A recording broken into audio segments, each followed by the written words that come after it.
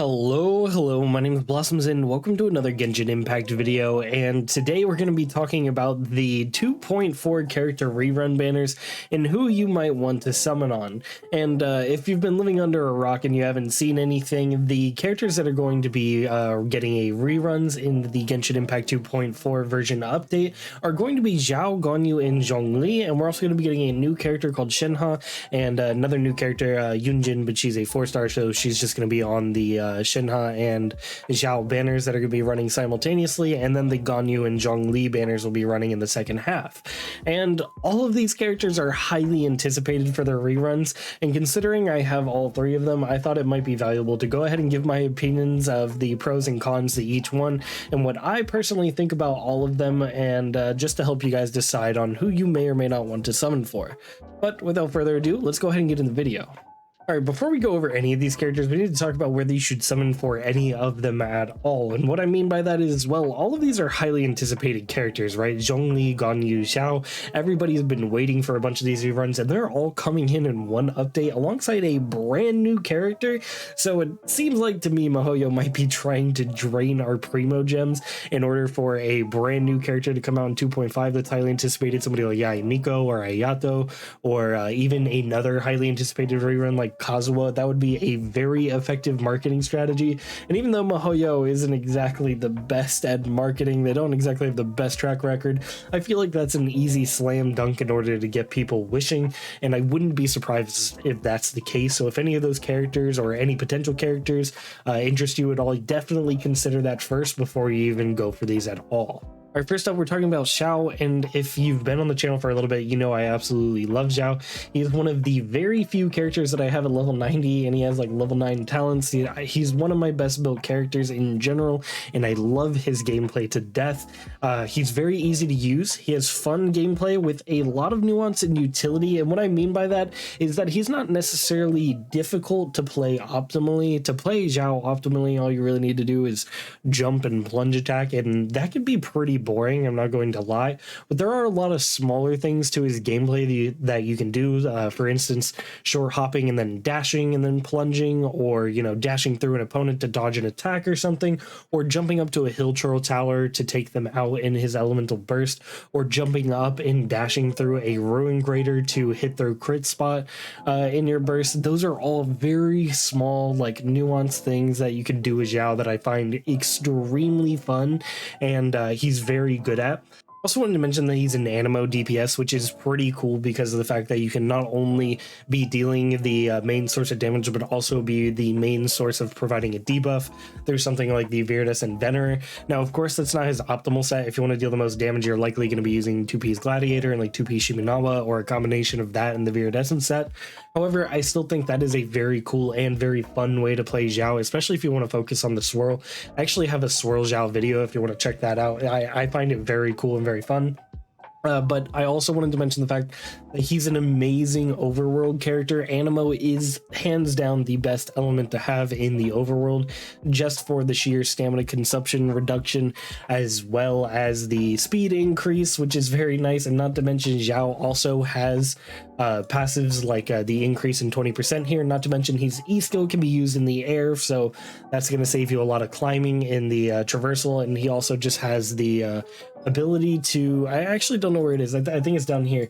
Xiao does not take damage from performing plunging attacks, so you can plunge from any height and be fine, which I think is pretty cool. So he's a very fun open world unit. You pair something like him and Kazuha together, you're just going to be having a good time.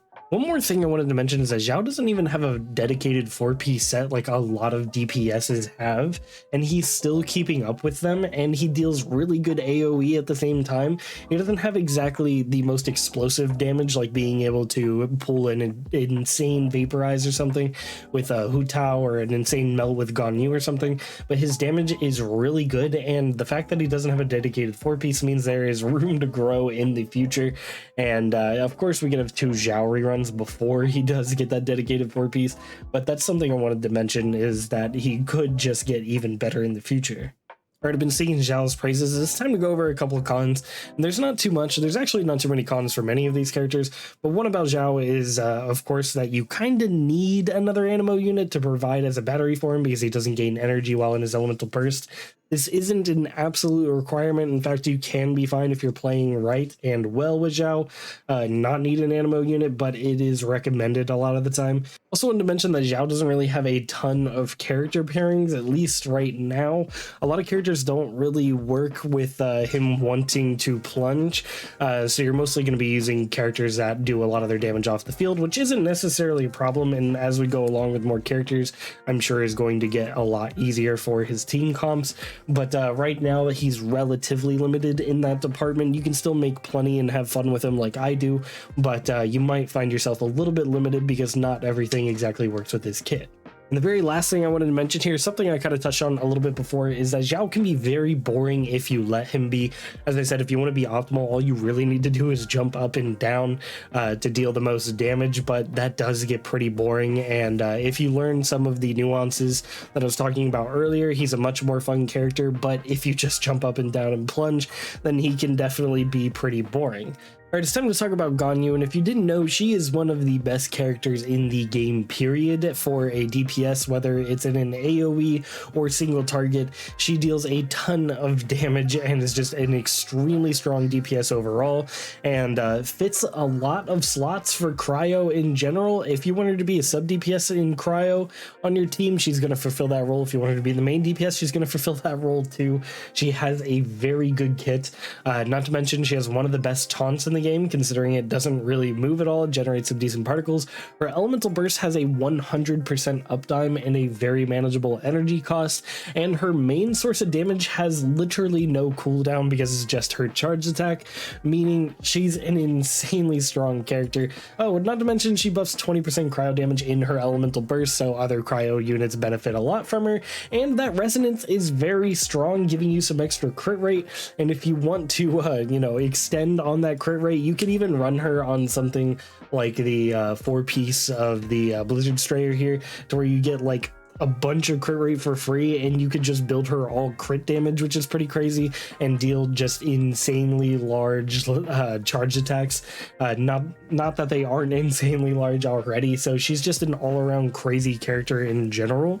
So if you want easy clears and you want a wide AoE covering character, Ganyu is going to fulfill that role. She pretty much fits in the slot that any other cryo character can, except of course like healer and like shielder or anything. But if you need a cryo character to be applying cryo, she is the best at applying cryo and does it in a huge AoE while being able to dish out some insane damage. Now of course there are some cons. Like I mentioned, most of her damage is from her charge attack, and if you don't like charge attacking with bow users, well then you're out of luck. You're not really going to be enjoying her that much, at least for the damage. But if you do just want to use her as a sub DPS, she's entirely viable. As I mentioned, that elemental burst has a 100% uptime, and oftentimes I use my Ganyu like that because I don't like to charge attack that much. So a lot of times I'll just like E and Q a bunch for Ganyu to support the team and apply some cryo without actually doing your charge attack that much. All right, and last but not least, I think it's time to talk about Zhang Li, the absolute Geo Daddy himself. Zhang Li is one of the top Geo characters in the game. He has the strongest shield, period. He provides a resistance shred to all elements via his hold E skill. He can stun enemies with his elemental burst. He's very easy to build and doesn't really cost that many resources if you don't want him to. I'd say the only real con to Zhong Li is that maybe he has long animations, and that maybe you get a little too comfy in his shield and forget how to dodge. But other than that, he doesn't really have that many downsides. He's an insanely strong character that can provide some excellent support to the team, making you basically invincible. You can also buff your team's attack and shield strength with something like the Tenacity set, while buffing his damage because it all scales off of HP, and you really don't even need to invest that heavily into him. A lot of the time, I just literally run him on the Black Tassel for the extra HP, which makes my shield stronger, and not to mention I annihilate slimes, which is way more convenient than you would actually think. He's an insane character, very easy to build, mostly because you could just run him on all HP if you really wanted to and be a-okay and be dealing plenty of damage at the same time. Like my elemental burst with this 3-star weapon still deals about 40k. I've been able to get him to do like 90 or 100k if I'm actually buffing him and carrying, because you can definitely get him to deal that much if you'd like to, but a lot of the time I just care about the shield and the buff that he provides to the team, and overall he's just an insane character, especially for other units like animo units who don't have a ton of sources of shred right now. There isn't that much animo shred in the game, and if there is, it's kind of locked behind some constellations like Jean or Venti, and this guy just has it built into his kit. So him being able to provide a universal shred is really insane and very strong for pretty much any team. And most of the time, if you slap Zhang Li into a team, you're going to be a-okay. He'll fulfill a role very well. Alright, and those are my general thoughts on all three of them. Of course, Xiao I think is probably going to be the most fun to use, and I'm just a little biased on that. Ganyu is definitely going to be like the best DPS to use because she's probably going to be one of the top DPSs for a while. I don't see them power creeping her all that soon, because if they did, that'd be kind of crazy and make a lot of others useless. And Zhang Li is definitely the most versatile, providing so much for a team. Now, in terms of how easy they are to build, I think it's important we talk about that as well. Zhong Li is probably the easiest to build because, as I said, you could literally just use Black Tassel on him and be fine. Otherwise, you are going to be stuck with things like the Black Cliff Pole or the Deathmatch or any of the other 5-stars. You could even use the Catch. The energy recharge is overkill because it's a 40 cost burst, but it still does help him deal some decent damage. But realistically, you could just run the Black Tassel and be fine, so he's very easy to build. And for his artifacts, you could literally just have like the HP sands and the flower leveled up and you'll be a-okay. He'll be pretty much providing the same function. He just won't be dealing as much damage, and you don't even need like a 4-piece tenacity. I would recommend it, of course, but you could run a ton of split sets for him, things like tenacity and you know, like the emblem of severed fate. You could even get archaic Petra mixed up in there. You got a lot of options for him, so he's definitely the easiest to build. Ganyu isn't that bad to build either. She is a little bit more demanding. Of course, the Amos bow is going to be like the best in slot for her, but her free-to-play options of like Hamayumi and Prototype Crescent are craftable and therefore very easily accessible for most players, and those are going to be rock solid options for her as well. And picking those up really isn't that bad. And yeah, they're free to play, craftable. None of the gacha weapons are really all that amazing on her, anything in comparison to them. So yeah, her weapons are very easy. Her artifacts are pretty demanding. You're either going to want things like a 4-piece Wandering Troop, which can be hard to get a hold of, or you're just going to want to go that route of 4-piece Blizzard Strayer that I mentioned before, where you can just build a bunch of crit damage. So you are going to need to get lucky with the substats on Ganyu, and that's going to be the hardest part about her, but otherwise not too bad. Xiao, however, is the most demanding in the weapon department. You pretty much are only going to be able to use things like the Deathmatch or Blackcliff Polearm or any of the 5-star options if you're trying to deal the most damage. Now, I did make my video on the Swirl Xiao with the Keytang Cross Spear, and I really do like this. This has high base attack, has some elemental mastery, and increases your skill damage a little bit while providing some energy while he's in his burst, which is really, really sick. So if you have this at like higher refinements and you have a really good crit rate and crit damage ratio without your weapon, then the Keytang Cross Spear is actually pretty good, but you're going to need some really good artifacts to justify it. Even my artifacts don't justify using the Keytang Cross Spear yet, but eventually I would like them to, because I do really like the way this plays on Xiao. You can also use things like White Tassel on him. That isn't too bad just for the free crit rate, but definitely not going to be that great, because Xiao does want a lot of attack. Attack is the main thing Xiao wants the most. And if you don't have it, then he's not going to be dealing that much damage. However, his artifacts are very easy. As I said, you could run things like the 4-piece Viridescent Veneer, which I like to do just for the swirl and the debuff. However, his best is just going to be like a split set of Shiminawas and the gladiators for all the attack you can get. But you can mix and match those with the Viridescent if you want. You can do like 2-piece Viridescent, 2-piece Gladiators Finale, or Shiminawas, whatever is going to give you the best results.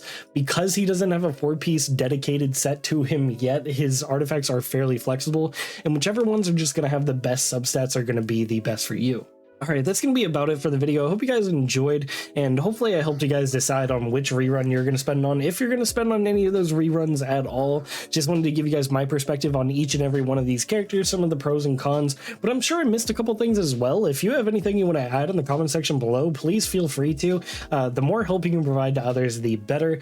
But other than that, I hope you guys have a fantastic rest of your day. My name is Blossoms, and I'll catch you in the next one. Peace.